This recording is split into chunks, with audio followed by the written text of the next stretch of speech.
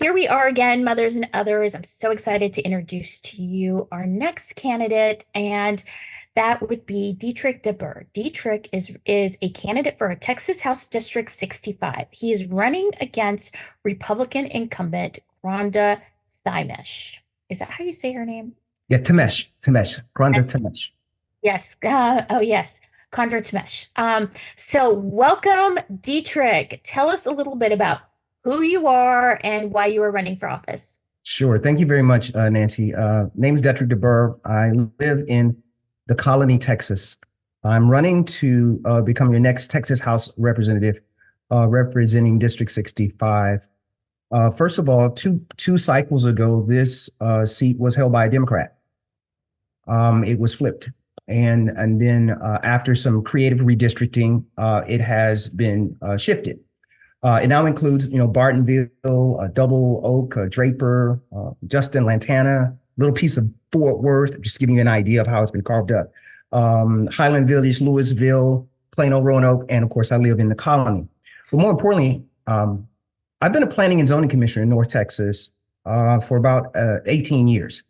9 years here in the Colony and another 9 years in Cedar Hill, Texas. Now, the good part about this is that we saw the growth in Texas coming, a long time ago, 25 years ago.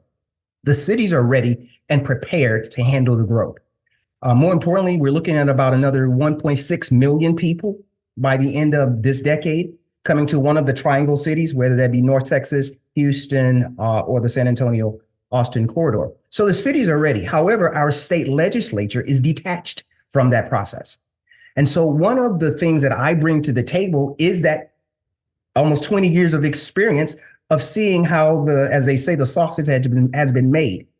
We're going to continue to see this growth. A lot of this growth is going to be largely Asian and Hispanic, and a little bit more African American. And so the diversity of the state itself is really, really going to shift.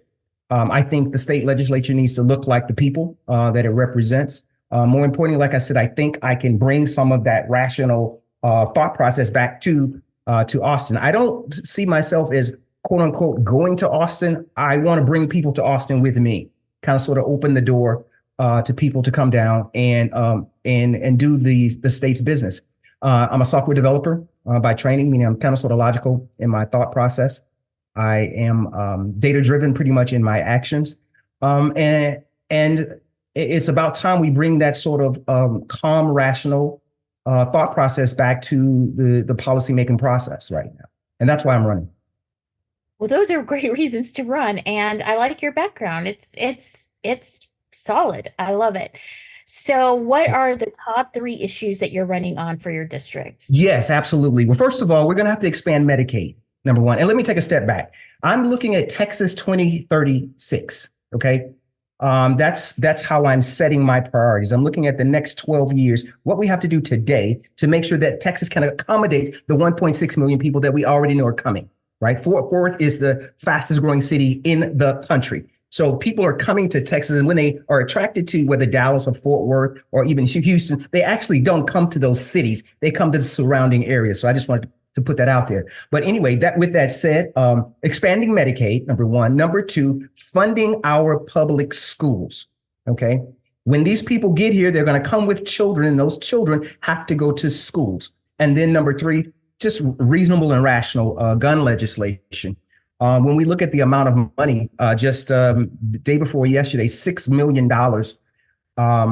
added to the coffers of Governor Greg Abbott to push the voucher fight. $6 million from a person who doesn't even live in Texas, for that matter. So with that said, this is a fight that we definitely have to take. Not to mention, the people of Texas have consistently said they don't want vouchers. When you think about Louisville ISD, that stands to lose about $20 million.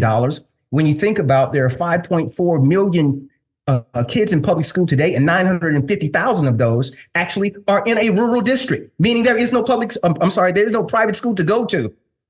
So not only is the voucher push impractical, but it doesn't make any sense, and there's zero proof of it working anywhere.